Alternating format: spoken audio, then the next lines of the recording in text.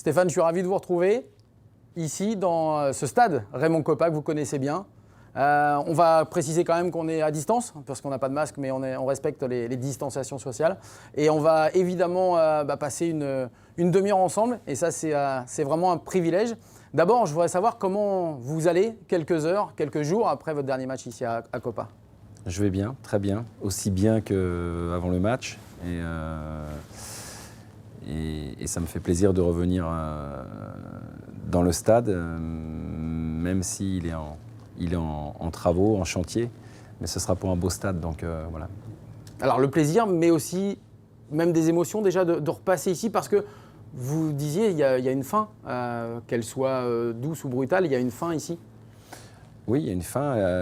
Je crois qu'à chaque fois que je reviendrai ici ou au centre d'entraînement de la Baumette, il y aura toujours une petite pointe d'émotion, évidemment, parce que ça rappelle beaucoup de souvenirs et de bons souvenirs.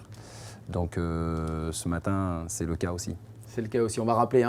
C'est 10 ans à la tête de l'équipe professionnelle d'Angesco, mais beaucoup plus, quasiment 3 décennies, ici dans ce club qui a énormément compté. Oui, c'est plus que la moitié de ma vie, donc 29 années qui se sont découpées en 2 périodes. Une première comme joueur, et puis une deuxième comme entraîneur, d'abord avec les jeunes pendant 5 ans, et puis ensuite avec l'équipe professionnelle pendant 10 ans. Donc évidemment que j'ai passé plus de temps dans ce club que dans ma vie personnelle. Vous avez tout connu, quasiment, joueur ici, minot, tout gamin également, entraîneur des jeunes, le centre de formation, la réserve. Comment on peut du jour au lendemain se dire que c'est terminé ? C'est la suite d'une longue réflexion, mais aussi on parle de cycles très souvent, et les cycles, on a tendance à dire que pour un entraîneur, c'est entre 3-4 ans maximum. Donc vous imaginez bien qu'après 10 ans, ce cycle-là est assez incroyable, il est énorme, et, il a été rempli de belles choses, mais à un moment donné, on doit aussi se poser la question de savoir si on peut continuer de la même manière, avec la même énergie, avec les mêmes fonctionnements, avec les mêmes personnes. Donc voilà, toutes ces questions dont j'ai trouvé des réponses en fait, m'ont incité à prendre cette décision-là. Mais ça se fait pas sans larmes, sans inquiétude aussi, parce que c'est une nouvelle vie qui va se proposer à moi et que je ne l'ai pas vécue encore. Donc je le vis sereinement, mais évidemment que je n'oublierai jamais. Alors on va passer évidemment un grand moment ensemble à ressasser justement ces années. À côté de vous, il y a une tablette, Stéphane Moulin. On va revoir ensemble bien les souvenirs de ces 10 années passées. On espère qu'ils sont bons. Vous pouvez la prendre. Okay. Regardez la première vidéo avec le numéro 0. Et voilà, il y a une vingtaine de secondes. Vous cliquez et vous nous dites ce que vous pouvez voir. C'est mon arrivée au stade dimanche soir avant le match de Lille, et puis ce merveilleux tifo réalisé par les supporters. Voilà, ça aussi qui est un moment mémorable, et puis le coup de sifflet final avec la joie des Lillois évidemment, et puis la haie d'honneur pour les Lillois, et ensuite la haie d'honneur pour moi et mon staff. Voilà. Dernier moment sur la pelouse.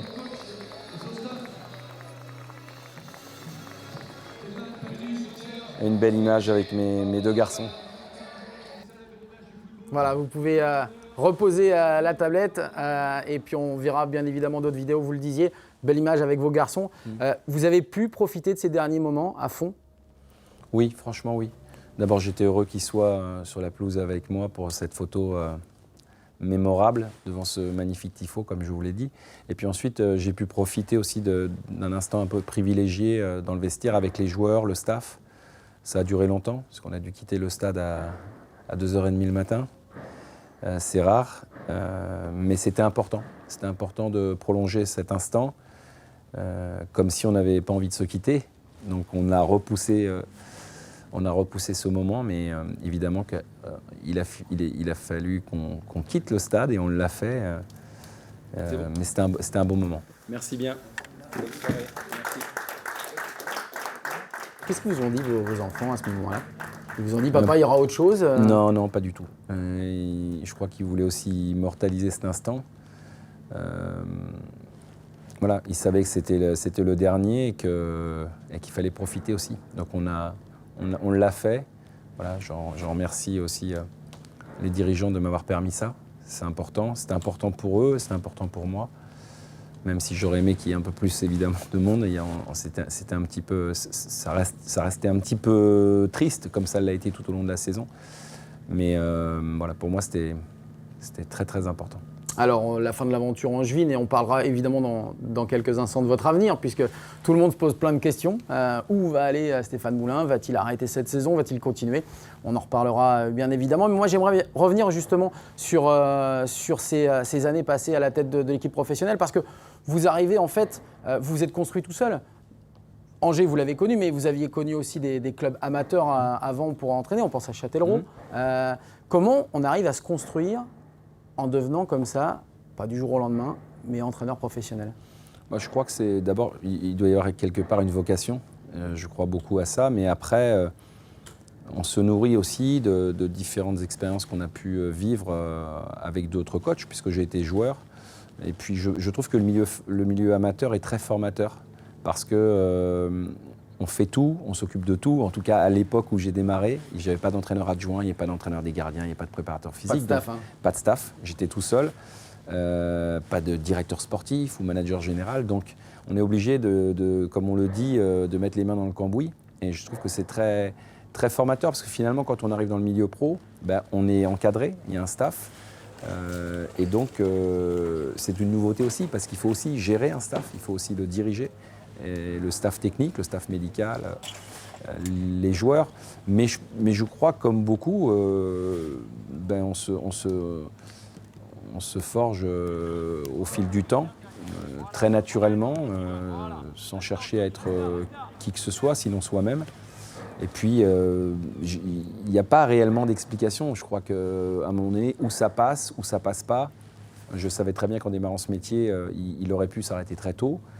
Mais on fait en sorte de mettre tous les atouts de notre côté. On le fait avec le cœur, avec beaucoup d'investissement, avec aussi, et j'ai eu la chance, je l'ai dit et répété, d'avoir un staff déjà très, très, très fort. Oui, avec qui vous entretenez des relations vraiment particulières. Donc ça, c'est important. Et puis après, c'est la fameuse expérience dont on parle, qu'on n'a pas au départ, mais qu'on finit par acquérir au fil des années. Mais quand vous revenez à Angers, justement de Châtellerault, et que vous êtes dans le centre de formation, vous imaginez à un moment vous dire dans 2 ans, 3 ans, 4 ans, je serai peut-être à la tête de l'équipe pro? Pas du tout, parce que ce n'était pas du tout mon objectif. J'étais très heureux d'être revenu au club. J'étais avec l'équipe réserve, avec laquelle aussi j'ai vécu des très très bons moments, des jeunes joueurs formidables avec qui j'ai passé de beaux moments. Et je vivais ma passion au travers de ces jeunes-là, avec un enthousiasme débordant, une véritable passion. Et à aucun moment, je m'étais dit qu'un jour, j'étais pas venu pour ça. J'étais pas venu pour ça, j'étais venu pour contribuer à l'évolution de ces jeunes joueurs, mais j'avais même pas imaginé, puisque je devais, pour entraîner les pros, passer un diplôme. Je ne veux pas dire qu'il ne m'intéressait pas, mais j'avais plus envie de retourner en formation, j'étais bien là où j'étais. Et les aléas. Et la vie fait que... Les aléas. On reprend la tablette, justement. On y va? Voilà celui qui aura la lourde charge de succéder à Jean-Louis Garcia. Un beau cahier rouge pour ma première séance en juin 2011. Ça me fait drôle de revoir tous ces joueurs, parce qu'en fait, il n'y en a plus aucun, hormis Vincent Manceau. Le collectif à Angers a toujours été plus fort que l'individu, donc là-dessus, il n'y aura pas de changement. Bon, une phrase que j'ai reprise à maintes reprises. Ouais, mais ça fait partie de votre philosophie, non? Tout à fait. Le collectif est toujours plus fort que l'individu, et je le redis dimanche avant le match, la star de l'équipe, c'est l'équipe.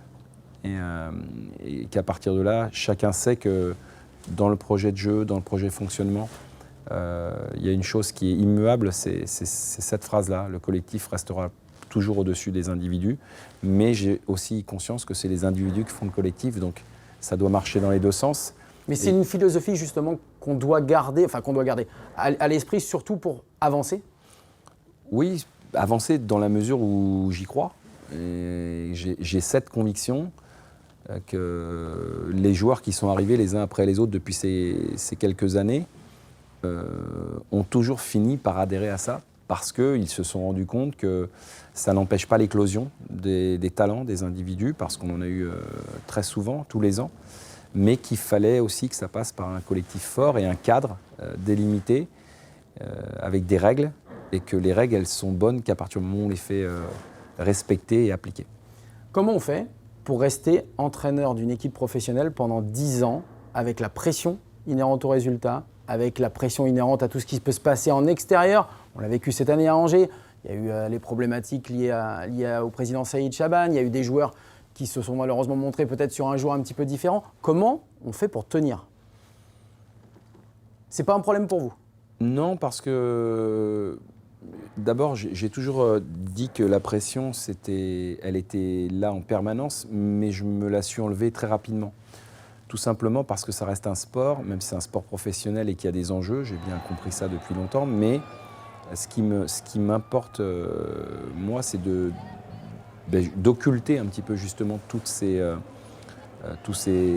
cet entourage qui peut à un moment donné faire perdre pied dans sa manière de fonctionner.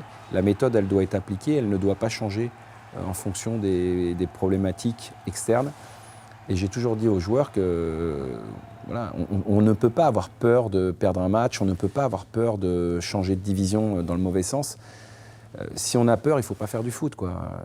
Le football, c'est pas ça. Le football, c'est une expression à la fois corporelle, une expression philosophique, technique, et qu'en aucun cas, la peur permet d'obtenir des performances. Donc la pression, je ne l'ai quasiment jamais eue. Évidemment que le résultat peut amener un stress, mais ce n'est pas une pression négative. Et j'ai toujours essayé de partager ça avec les joueurs de manière à ce qu'ils puissent s'exprimer le mieux possible. Et après, bah oui, ça fait aussi partie du boulot que de gérer les problèmes sportifs et puis des problèmes parfois extrasportifs. Donc, voilà, ça fait partie d'une saison. Et c'est vrai que cette année, on a subi beaucoup ça. Sans, heureusement, que ça ne porte préjudice aux résultats sportifs. On voit que vous avez une longévité, alors on l'a dit, un record en Europe, mais une longévité au sein du club, évidemment. Vous appuyez également, vous vous êtes appuyé pas mal sur un noyau dur de joueurs qui sont là également depuis pas mal de temps. Ça aussi, ça compte dans la performance? Oui, on doit aujourd'hui avoir des relais. On ne peut pas tout faire tout seul. Alors évidemment, on a un staff qui compte beaucoup, mais au sein de ce groupe de joueurs, il doit y avoir des gens sur qui on s'appuie, en qui on a confiance, qui doivent transmettre le message ou en tout cas le relayer. Et ces gens-là doivent penser la même chose que le coach et comment dire, s'impliquer pleinement dans ce fonctionnement-là pour que, et je pense que c'est ce qu'on avait fini par atteindre et obtenir, c'est-à-dire que il y a parfois des moments où j'ai même plus besoin d'intervenir parce que les règles sont tellement édictées. Oui, que les joueurs cadres notamment les font respecter parce qu'ils savent que de toute façon, s'ils ne le font pas eux, je vais le faire. Et que dans ces moments-là, ils m'ont parfois grandement facilité la tâche et je les en remercie. Et ce qui est surtout important, c'est de savoir qu'on ne s'est pas trompé sur ces cadres parce qu'on a des leaders, mais il faut que ce soit des leaders positifs, pas des leaders négatifs. Et voilà, toutes ces années-là, une de nos réussites, c'est de ne pas s'être trompé sur les leaders. Ils ont toujours été très réglo, loyaux, et surtout, ils ont toujours été dans le sens que je leur avais demandé. Donc ça, c'est une grande fierté, parce que si vous vous trompez sur vos leaders, vous avez de grandes chances de vous tromper jusqu'au bout. Alors, troisième pause, vidéo, Allez. Puisque des moments vous en avez vécu à Angers. Je pense que celle qui va venir, là, cette vidéo, elle doit quand même rester la plus marquante, non?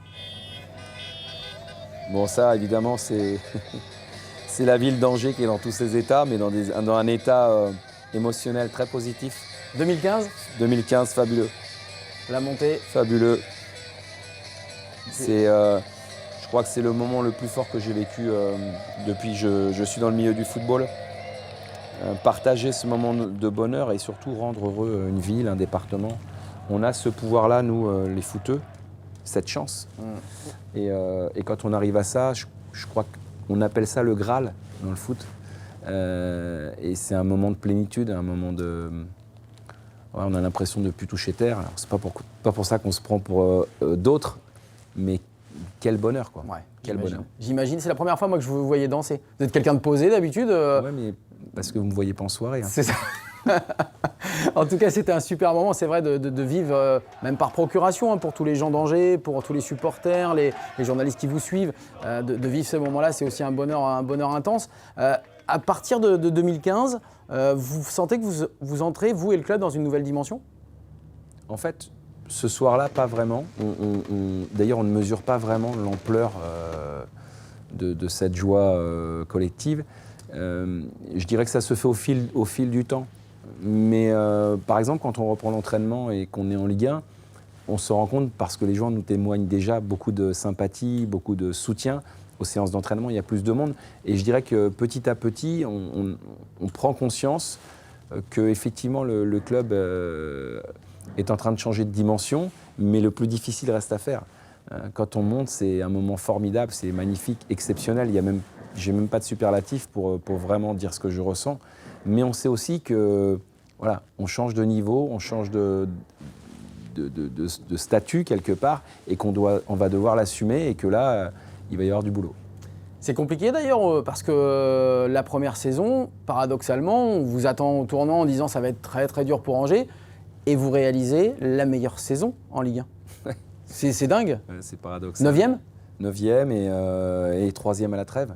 C'est juste incroyable, avec des joueurs qui viennent de tous horizons, mais tous de Ligue 2, tous libres. C'est-à-dire qu'on n'investit pas un euro pour constituer cette nouvelle équipe.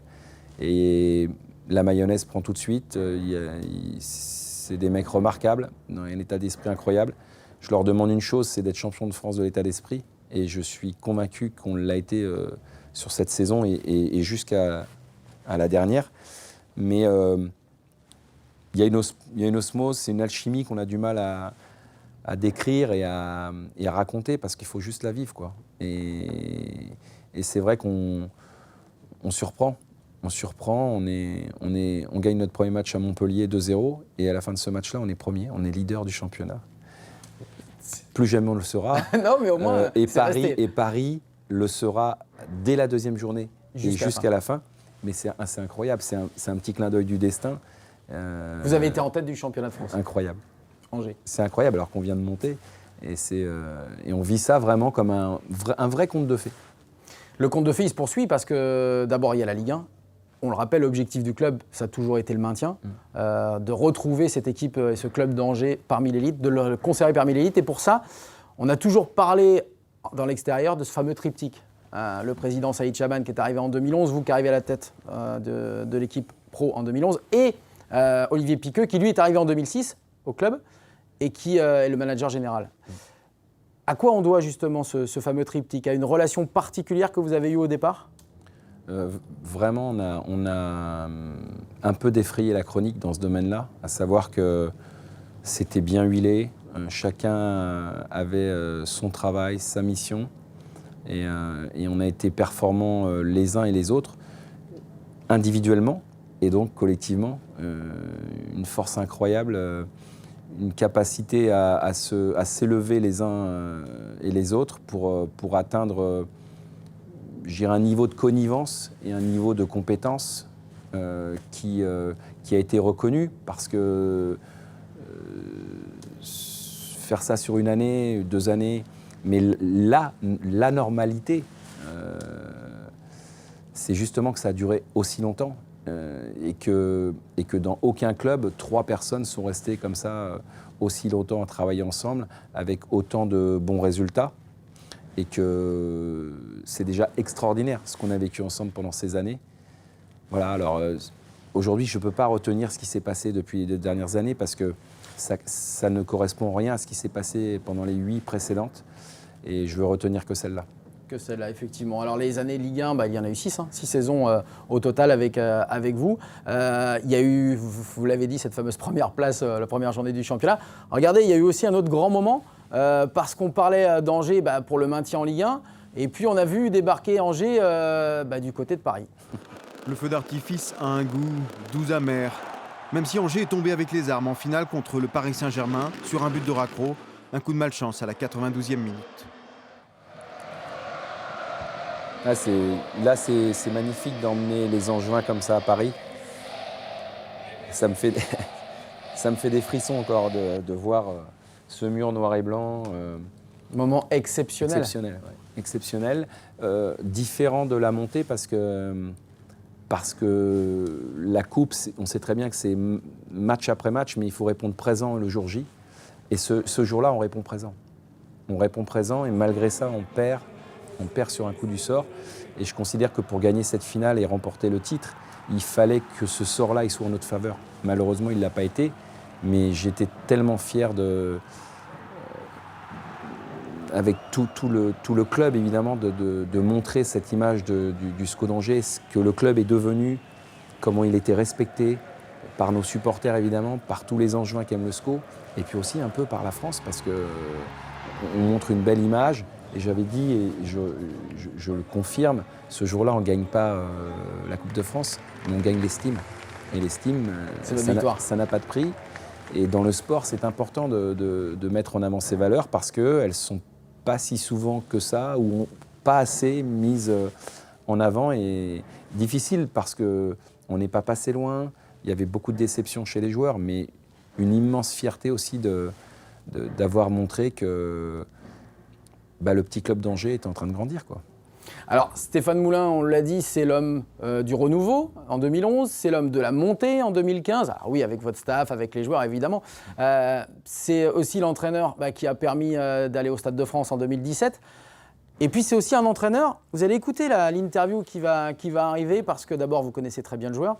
Vous parliez des leaders de votre vestiaire, eh bien en voilà un, c'est Romain Thomas. Voir le président sur la table, le coach qui sautait, Olivier Piqueux qui sautait à côté de moi comme ça aussi, le manager général, c'est fort, c'est fort. Voilà, on fait du sport pour ça et puis voilà, il faut pas cacher sa joie quand on réussit quelque chose de bien. Ouais.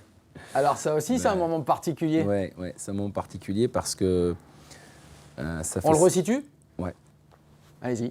Ça fait 52 ans que le SCO n'a pas gagné à Nantes. Et le petit clin d'œil, c'est que c'est mon âge. Donc voilà, j'aime beaucoup le club de Nantes pour ce qu'il représente. Il a fait briller la France pendant des années. Il y a des grands entraîneurs qui sont passés là-bas, des grands joueurs. C'est un grand club. Et les Angevins ont tellement souffert de cette comparaison pendant des années. Et être capable d'aller gagner dans ce scénario-là, on est mené 1-0, on vient gagner le match sur le fil, avec un parquage visiteur, c'est-à-dire le nôtre, qui est plein. Et je sais pertinemment, ça doit se jouer le 21 décembre ou le 22 décembre, je sais pertinemment... 2019, oui. Je suis certain que tous les Angevins qui aiment le foot vont boire un coup pour la Noël en pensant à ce match-là et se dire c'est un beau cadeau qu'ils nous ont fait. Donc encore une fois, être capable d'offrir ça aux Angevins, c'était un moment extrêmement fort. C'est pour ça qu'on l'a un peu manifesté plus que d'habitude dans les vestiaires, mais c'était vraiment quelque chose de très très fort.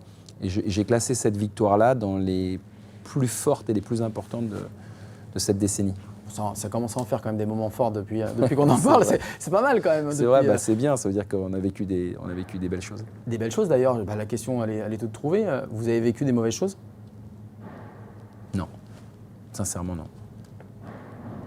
Incroyable. En 10 ans. Non, enfin, 10 ans plus que ça, mais... Il y a eu des moments difficiles. Oui. Mais l'épilogue, c'est toujours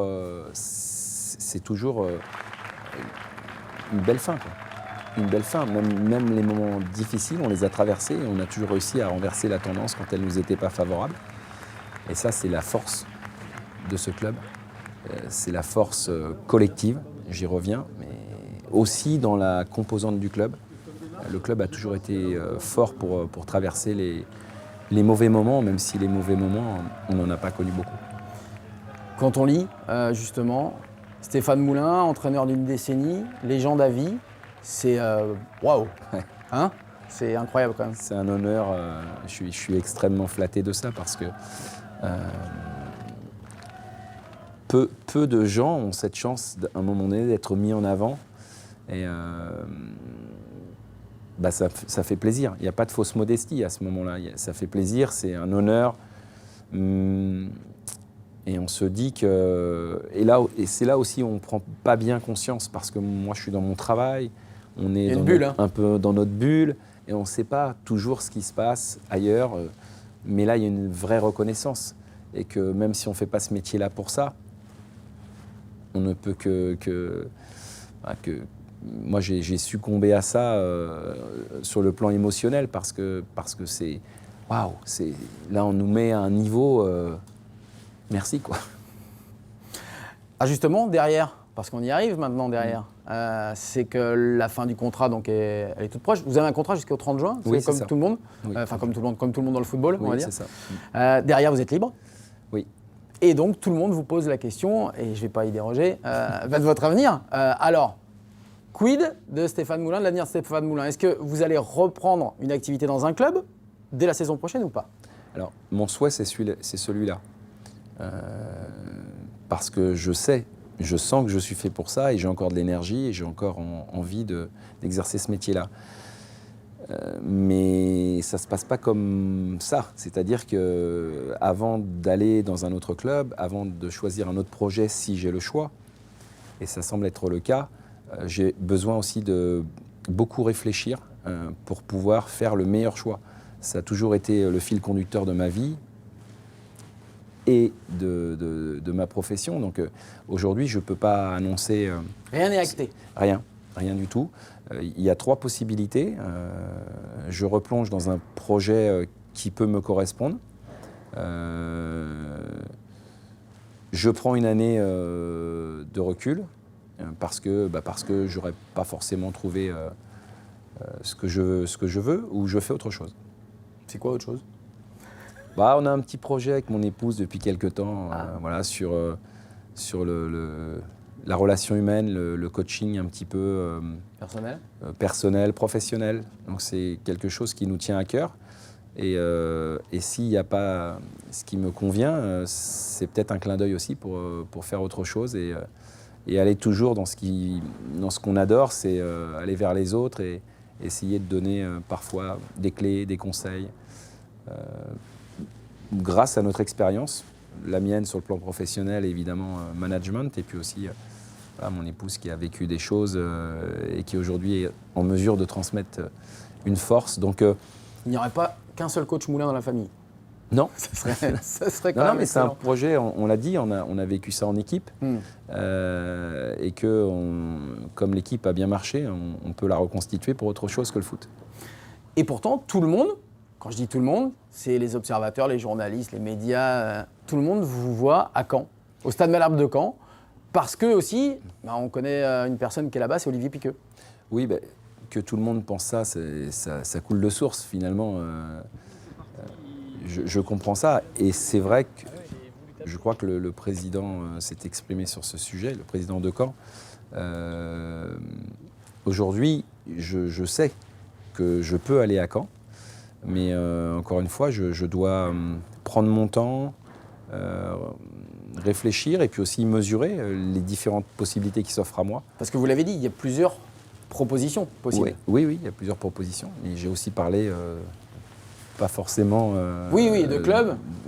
Dans le foot, mais en tout cas, je dis juste que si j'avais acté mon départ à Caen, je vous le dirais aujourd'hui, mais aujourd'hui, il n'y a toujours rien d'acté. Il y a évidemment des discussions, des échanges. C'est quelque chose qui peut m'intéresser. Et puis, il y a aussi, je dois vraiment... je ne suis pas pressé. Alors, je sais que c'est bizarre de parler comme ça pour un coach, parce qu'il va falloir à un moment donné décider, mais c'est encore un peu tôt. Donc, à tous ceux qui pensent que je suis déjà l'entraîneur de Caen l'année prochaine, c'est pas le cas. C'est pas le cas. À titre personnel, moi je me suis interrogé, je me suis dit, ok, Olivier Piqueux à Caen, très bien, parce que vous avez une bonne relation avec Olivier, mais vous avez entraîné en Ligue 1 pendant 6 saisons. Repartir sur un club, avec tout le respect que j'ai pour Caen, mais qui a failli descendre en national, est-ce que vous aspirez pas à autre chose? Alors, personnellement, ça, c'est pas forcément un problème. Parce Non. que moi, ma passion, je veux l'exprimer et l'exercer dans les meilleures conditions. J'ai entraîné en CFA en Ligue 2, CFA, CFA2, Ligue 2, Ligue 1. Voilà, aujourd'hui, c'est pas ce qui va forcément déterminer mon choix. Ce qui m'importe, c'est ne pas me tromper, non pas pour la suite de ma carrière, parce que je l'ai dit, je l'ai répété maintes et maintes fois, je ne suis pas carriériste. J'ai envie de vivre ce métier-là dans les meilleures conditions, et évidemment footballistiques et humaines. Voilà. L'aspect financier n'étant pas un problème, ça ne rentrera pas en ligne de compte. Ça ne rentrera pas en ligne de compte. Vous le disiez, il y a aussi un sujet assez important, c'est que vous avez peut-être une étiquette un petit peu collée avec Angesco derrière. Est-ce que Stéphane Moulin peut réussir ailleurs? Vous avez une réponse? On verra. On verra, l'avenir nous le dira. Vous vous sentez capable en tout cas, j'imagine. Oui, parce que c'est pas parce qu'on change de club ou on change de ville que d'un seul coup on devient différent ou mauvais. Par contre, ce qu'on sait, c'est que c'est un métier difficile, que la réussite dans le football est compliquée, mais pour tout le monde. Vous voyez le Paris Saint-Germain, malgré tous les moyens qu'ils ont et les compétences qu'ils ont dans ce club, ils ne sont pas champions de France. Donc c'est toujours difficile. Après, sur l'idée d'exporter un fonctionnement, un projet, je ne suis pas inquiet parce que y a des choses qui, pour moi, sont immuables dans la manière de mener un projet à bien et que je ne vois pas pourquoi ça ne pourrait pas marcher. Mais encore une fois, c'est l'avenir qui nous dira si c'est possible ou pas. Voilà, je vais me remettre en question aussi parce que partir d'Angers dans les conditions où ça se passe, pour moi, c'est exceptionnel. J'ai bien conscience que, encore une fois, j'ai de la chance. Je suis un privilégié. Vous l'avez peut-être provoqué un peu, mais... Oui, je pense qu'il n'y a jamais rien au hasard, mais j'ai aussi conscience d'avoir cette chance-là.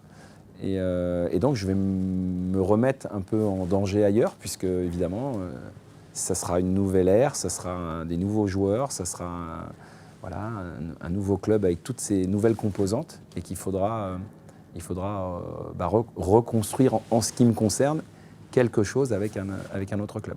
Justement, une dernière question par rapport à ça. Quels sont pour vous les critères les plus importants pour partir sur un nouveau projet? C'est d'y croire, c'est d'être convaincu.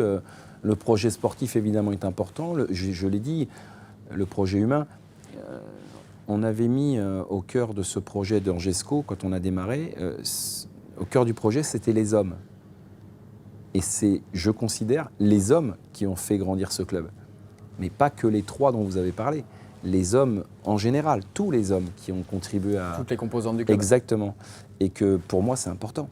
Mais il n'y a pas que ça. Mais c'est important de croire que là où on va, c'est là où il faut aller. Vous êtes exprimé, vous allez peut-être me dire si je me trompe, mais sur le fait que vous n'entraîneriez pas jusqu'à 70 ans. Il y a une limite d'âge, à 60 ans, vous voulez arrêter? Oui, alors à plus ou moins 1 ou 2, parce voilà. qu'on n'est pas, voilà, c'est pas. Ça ne peut pas s'arrêter d'un seul coup. Non, ça ne se passe pas comme ça. Par contre, ce que je sais, c'est que effectivement, je veux me laisser un peu de temps ensuite pour faire ce que j'ai pas fait, ce que j'ai pas eu le temps. Ou je crois que c'est aussi la vie. Ça demande beaucoup d'énergie, d'enthousiasme, de présence, d'implication et d'investissement, et qu'à un moment donné, il faut laisser la place. Parce que c'est comme ça. Aujourd'hui, je laisse ma place ici, parce que je sens que pour le bien de tous, c'est mieux. Donc, il arrivera un temps aussi où il faudra que je laisse ma place. Et il y aura des jeunes coachs qui arrivent déjà et qui vont arriver. Alors, je suis pas encore un vieux, mais ça commence à faire quelques années maintenant. Et qu'il faudra laisser la place pour que d'autres puissent exprimer leur talent. Et c'est la vie, hein, on est tous de passage. Et qu'à un moment donné, il faut savoir se retirer au bon moment. Bon, visiblement, en plus, vous ne manquez pas de projet. Plus que la tablette, il y a un petit truc derrière, qui est un peu doré. Alors bon, vous l'ouvrez si vous voulez. Ah bah bien sûr. Je crois qu'il y a votre nom de marqué dessus. Oui, c'est pour moi. Déjà, c'est bien. Et puis voilà, vous l'ouvrez si vous voulez. Et puis on en reparlera. On va terminer justement cette émission avec vous et avec ce beau sourire qui vous a parcouru tout au long de cette émission. En vous remerciant parce qu'on a passé évidemment nous aussi d'agréables années. Alors, où que vous ayez, quoi que vous fassiez, on espère vous retrouver évidemment dans le milieu du foot et ailleurs. Et on vous remercie d'avoir partagé ces belles années avec nous notamment. Voilà, c'est un maillot que vous allez reconnaître avec Moulin, le numéro 10. 10 pour 10 ans et puis 10 pour meneur quand même. Ouais, c'est sympa. Ça vous, Sympa. En tout cas, Anthony, je voulais vous remercier aussi parce que pendant ces 10 années, on a toujours une relation saine, sincère, franche. Et c'est tout ce que j'aime, donc merci. Et puis, il aura aussi une bonne place dans ma petite collection. Très bien. Merci bon vent beaucoup. à vous et puis à très vite. Merci. Merci Stéphane.